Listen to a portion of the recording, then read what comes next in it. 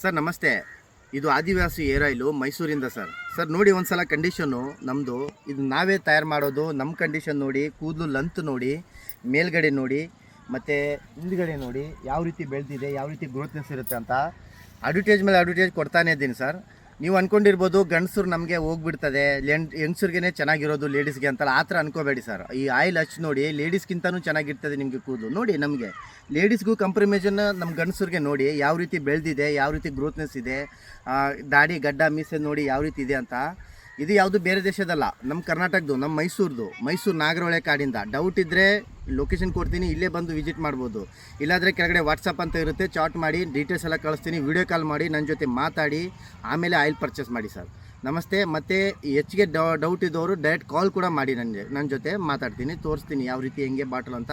Direct ನಮ್ಮ ಜೊತೆ ಮಾತಾಡಿ, ಮತ್ತು ಮೇಡಮ್ ಕೂಡ ಇರ್ತಾರೆ, ಅವರು ಕೂಡ ಪಿಕ್ ಮಾಡಿ ಮಾತಾಡ್ತಾರೆ ಸರ್. ನಮಸ್ತೆ ಸರ್.